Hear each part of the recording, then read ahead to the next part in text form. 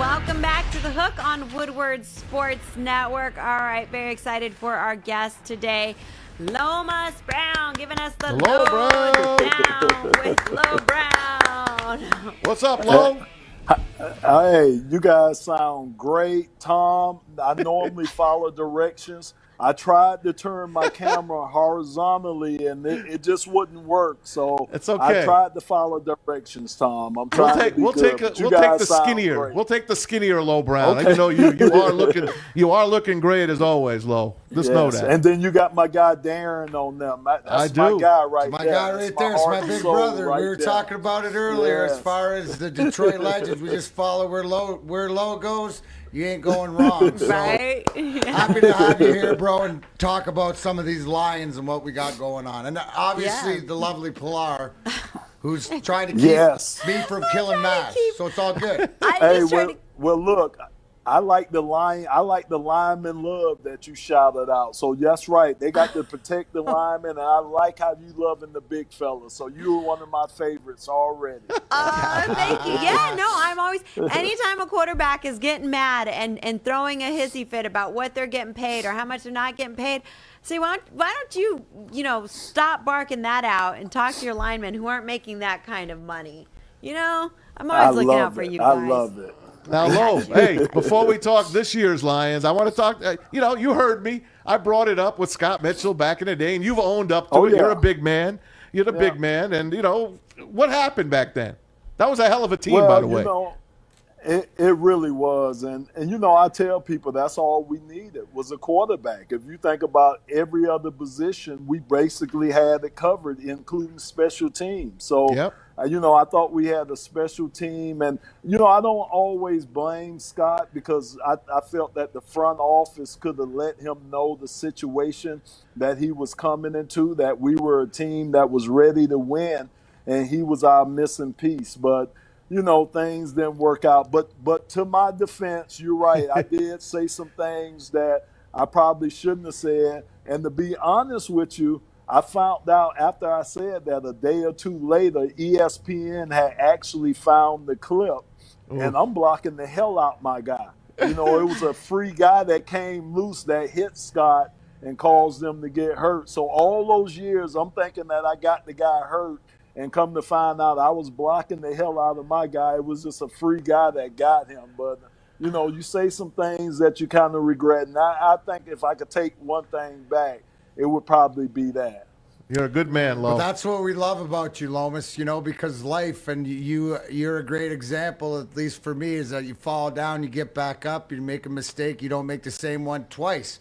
Let's turn it to this year's Detroit Lions because we're going to be listening to you on 97.1, broadcasting the game, which we love. But obviously, Penei Sewell, being drafted as the left tackle, we see him lining up right tackle. Obviously, his mentality, and I saw a picture of him at camp yesterday, and it's the way I like my offensive linemen looking, like assassins back in the day. So give us a little bit of the lowdown on start with that offensive line, but OTAs are here. What does Lomas Brown think of what the Detroit Lions have done? I love it. I think the offensive line probably should be one of the strength of this team. I mean, you got Taylor Decker, you got Frank Ragnow, who they just gave a big extension to, Jonah Jackson, who started pretty much all the games last year as a rookie, and then you got Big V, who they are moving inside. And now you got Penei Sewell, man. I tell you what, Darren, that big fella got some good feet on him, man. He's a guy that you could get out in space. He could cover up on those little guys like those defensive backs and linebackers. He could get to the next level. And the thing I like, he got a nasty streak to him, man. The guy is nasty out there. He wants to finish people. And that's what you got to be as a finisher on that offensive line. And I just think Jared Goff, he should be happy about those big guys in front of him, and DeAndre Swift. He should have some holes to run through. So I'm looking forward to watching those big, what they like to call the big uglies. But we take pride in how we're looking now. I say big and sexy. I like the big and sexies. So I think the big and sexies should do well this year up on the front line. So, Lomas, let's get into the line mentality because you're like a five-man, obviously a unit. And you mentioned a guy, Haloti Vaitai, who they moved inside. And if he can stay healthy, playing right tackle next to the young Penei Sewell, how much does that, influence the continuity? Can you talk a little bit about how will these guys get better quicker? What is it they need to do on and off the field? So as offensive linemen, we have to work like a hand in a glove. I mean, every guy got to know what the other guy's doing. You can't have any missed assignments. Unlike on defense, if a defensive guy misses an assignment, it's another guy there that can kind of cover up what he did wrong. But it don't work that way on the offensive line. Everybody has to know what they're doing. And like I said, they have to work like a hand in a glove. And I think the biggest thing is the communication. That's pretty much if you look at any level, high school, college, or pros, it's the communication on the front line. And that's where they're going to have to gel at. I think that can come sooner than later because you had the 4 guys from last year and you just throwing in one guy into the new mix. So hopefully they'll be able to communicate. That'll help the progression get along. And you could just see, I think throughout the year, they'll probably continue to get better and better and better. And then with this new offensive staff, especially the coaching staff that we have now, I think it's going to put these guys in position to have success. And that's all you can ask for your coaches is to put you guys in position to have success. So I'm looking for them to take the next step up, which is to become a dominant offensive line. They played very well last year. Now you add a top 10 pick in like Penei Sewell. I mean, they should probably be a top 5 offensive line in this league. And if you got an offensive line playing that well, you could do a lot of good things on the offensive side of the ball. Lomas, so there's 2 things that I really did pick up from this year's Lions draft. One, this is the first time in a very long time that they drafted such an athletic group of guys. But this is also probably the most difficult pronunciation of names that they have ever drafted. Have you and Dan Miller gotten together already and started your own mini camp on pronunciation of these names for y'all's play-by-play? That's a great question because me and Dan went out to mini camp and we were saying, man, a lot of these guys are going to have a lot of initials like LO and, man, because you are so right, Iffy, and it'll be a lot of nicknames. We're going to give these guys a lot of nicknames out there because you are so right about that. And it seems like each and every year it's more and more names that got more and more syllables in it. So we're definitely going to have to get together before the season starts and start working on some names and some nicknames. And we're going to be calling parents up and asking them how they pronounce their kids' names. So it'll be a lot of that going on.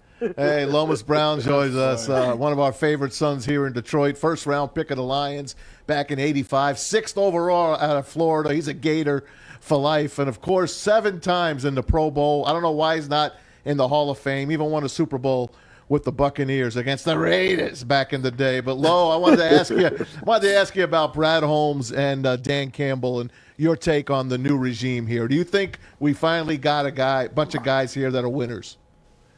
So full disclosure, I'm a little biased because, me and Dan Campbell played together for 2 years when I was with the New York Giants. So I love the guy. I think he's a guy that if he has to kick you in the butt, he can do that. But he's also a guy that could put his arm around you. And that's what you have to be, especially dealing with professional athletes. You just can't be one way. And I really think that's what kind of hurt Coach Patricia the last 3 years with those guys. But I think Dan is going to be a great addition. And what Dan did, which was so smart to me, is he surrounded himself with other ex-NFL players that are his coaching staff, Mark Brunell and Randall L. and then you got Hank Fraley and just all the Deuce Anthony Staley. Lynn, all Deuce Staley. Yeah. These are guys that sat in those same chairs that the guys that are going to be in that locker room. So I just think it's just such guy's brain that other coaches that haven't sat in those chairs, they can't bring. And of course, Brad Holmes, I think he's been doing a wonderful job putting the talent together, looking at analytics, because I don't think that word has been used enough around here in Detroit, especially with our football team, analytics. And I think that goes a long ways towards making sure you get the right players, but also making sure you put the right players in the right position that they need to be in. So I just think the combination of him and Dan, I think it's just going to be wonderful. And I'm looking for big things. Now, I'm not going to say what it'll be in wins and losses, but I'm definitely looking for a more disciplined team. I'm definitely looking for these guys to be more fired up during the game. And I'm definitely looking for a different product to be out on the field this year than what we've seen the last 3 years. Don't forget Chris Spielman, your old buddy. That's right. You got him. That's right. Linebacker deluxe. Chris Spielman's in there. And I think the team is starting to take on a little of his personality. A guy that's going to get in there and work hard, get first guy in, last guy out, but a footballer, a lifer. This guy is a footballer. And I think that he's having a big influence over there on the organization also. You know, Lomas, I think that you nailed it right there as far as and speak to it as far, because it doesn't matter what profession you played. The fact that you have that respect that a guy's been there before you goes a long way with what he's asking you to do. And I think that that's the sort of the culture of everything. So have you seen, being down at OTAs, or are there any guys, any of these free agent signings, or, any of these former guys that have come in, free agents, looking good? Or is there somebody out there that we don't know of that might be able to make an impact here? Well, make the 53 I know men? I think the defensive back, gosh, he has one of the – but the size of these guys, I mean, that's Darren. That's the thing that astonishes me, how big these guys are, how fluid they are, how they move out there on the field. And I think, let me say his name right, Amon St. Brown. Yes. I know I probably screwed that. But he looks like he's going to be a player. And, that's one position right there, the wide receiver position, probably is our weakest position right now. But I think he's going to come in. He has the pedigree, wide receiver from USC, 4th-round pick for the Lions. I think he can make a big, big difference this year, especially he's not a burner, but he's more of a possession guy. But he has a big enough body to where he would give Jared Goff a nice target that he can target him a lot during this year. Of course, we had Quintez Cephas, who was there last year, who's a guy that I think is ready to take the next step. I think he's got a year under his belt, had some productive games last year, but I think he's a guy that's ready to really, really take the next step. So, hopefully that wide receiving group, we can kind of get that up to par, losing Kenny Golladay, losing Marvin Jones, losing Danny Amendola. Those are some big losses, but hopefully these young guys that I mentioned to be able to step up and provide some targets for Jared Goff. Lomas Brown joins us, 7-time Pro Bowler with the Lions, should be in the Hall of Fame. Also the voice of the Lions on the radio with the analyst, next to Dan, of course, Dan Miller on Lions Radio. I wanted to talk to you about Matt. Tom, let me ask you this. Isn't Yes, it sir. amazing? Dan Miller can make a field goal sound exciting. Doesn't that sound like, oh my God, we kicking a field goal, and Dan makes that sound like, oh my God. Hey, we He's kick so a lot of field awesome, goals. man. He's got no choice. We kicked a lot of field goals. We had the It's best a point. kickers. We'll take the To that point, it was later, and there was a lot of 50-yarders, Yeah. so we Yeah. get excited. Yeah, about you're those, right. Anyway, it's going to be more exciting this year. But I wanted to ask you about Matthew Stafford, the trade, because we didn't get a chance to ask you about it. It's big news when you lose your number one quarterback. You send him out to the Rams. because people thought that he could win with any other team. We all said that. Now he goes out and he's with Sean McVay. What is your take on Matthew Stafford when he was with the Lions and going forward now? I always told Matthew that I wish I would have had the opportunity to block for him. I mean, tough guy, to one of the toughest quarterbacks that I've seen and, been around. And I just wish I'd have had the opportunity because the guy was going to show up for you every Sunday. You already knew that. That was just his makeup. I'm kind of happy he's getting the opportunity to kind of go somewhere else and kind of get an opportunity to see what he can do for the team. But I do have to say it's going to be a lot of pressure on Matthew because, the Rams, they're talking Super Bowl. Yeah. They're not talking about getting to the Super Bowl. They're talking about winning the Super Bowl, and they feel that they're in position to do that. So that's going to bring a lot of pressure on Matthew that he hasn't felt around here, having to go to a Super Bowl. But I think Matthew is capable of handling the pressure. Like I say, he's one of the toughest guys that I've seen take a snap, especially some of the injuries that he battled through. And also, I'm happy for Jared Goff. I'm happy that we got Jared, that Jared's getting the opportunity to come to a place that wants him. It's no worse feeling than to be somewhere and not be wanted. Mm-hmm. And I know he felt that way last year under McVay because they made it perfectly clear that they were ready to move on. So I'm happy for him that he gets the opportunity to kind of wipe the slate clean, come to a team that really needs him. And we didn't draft a quarterback. I think that was one of the most important things that the Lions didn't do this year was to draft a quarterback because that tells Jared that, hey, this is my team. I'm their long-term answer. They're really putting all their eggs in the Jared Goff basket this year. And that brings on a lot of confidence, especially to, NFL players, but especially to a quarterback. That was just a confident boost for him. So I'm happy for both of them. Like I say, Matthew's going to face a lot of pressure this year, but if there's any tougher guy that could face that pressure and come out on the right end of it, Matthew Stafford's the guy. Sweet. So, Lomas, let's talk a little bit about Jared Goff. And, now there's no Kenny Golladay there. Who do you think is going to be able to really step up and be his biggest weapon? I think we're all kind of expecting that to be T.J. Hawkinson. But as far as a receiver, who do you think is going to really shine there? That's a great point. You're right. I think TJ's going to have an incredible year. I think Jared's going to look for him because, those quarterbacks need those security blankets, and those kind of what those tight ends are. But, I think Quintez Cephas, that's the guy who I'm going to watch a lot this year. And then don't forget Brett Perriman's son, Brashard Perriman. I think he could be a pretty good target for Jared Goff, too. He has a lot more experience than the guys that I mentioned. He definitely has the pedigree being the son of Brett Perriman, who's one of our great receivers that played here. So I think Brashard Perriman can be good for him. And then one other person to look for that's, I think, going to catch a lot of passes is going to be DeAndre Swift.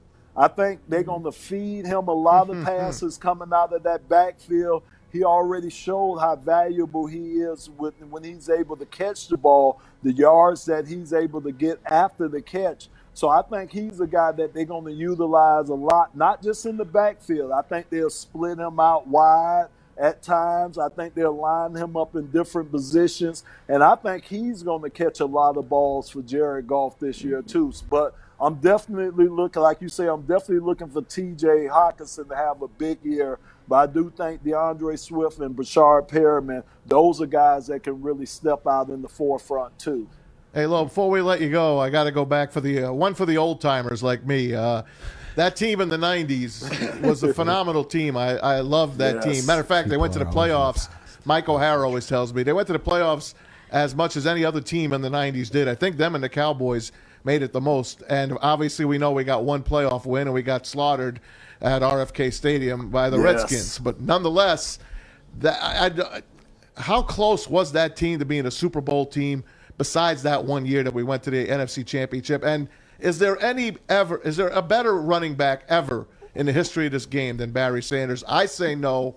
What's your take? I'm with you. Everybody say I'm biased when I say it, but I call him now the little big fella. The little big fella, nobody did it better, man. I'm telling you, man, I'm telling you. And this is the thing about it. Everybody would see the highlight runs that he had, but on Mondays when we're watching film, it would be the 2-3 yard loss that you would sit back and you'd be like, oh my gosh, how did he do this? And how did he do that? It's the runs that didn't make the highlights that were some of the most incredible things that you would ever see, man. Yes, I'm definitely with you, Maz. He is the best running back that I've ever been associated with and that I've ever seen, hands down. And so, when you look back at our team that we had in the 90s, like I say, we had it all. If I start throwing out some of the names like Jerry Ball. How did they not win? We needed the trigger man later on in that year, but I just think we ran up against a very, very good Washington team that year. We really did. They ended up winning the Super Bowl. They knew they had guys, and they knew what it took to get to that point. We were young, and we didn't know what it took to take it to all the way to that level. And then, of course, when you lose a guy like Eric Andolsak, you lose Mike Utley, who got paralyzed. That kind of changed the whole momentum of our offensive line. And from that point on, we kind of struggled. But I tell you what, like I say, Jerry Ball, Chris Spielman, Benny Blades, William White, Ray Crockett, Mel Gray. The names, Johnny Moore. Now, I could just keep throwing name after name after you that we had back there. So we had a great team, and we were like a family.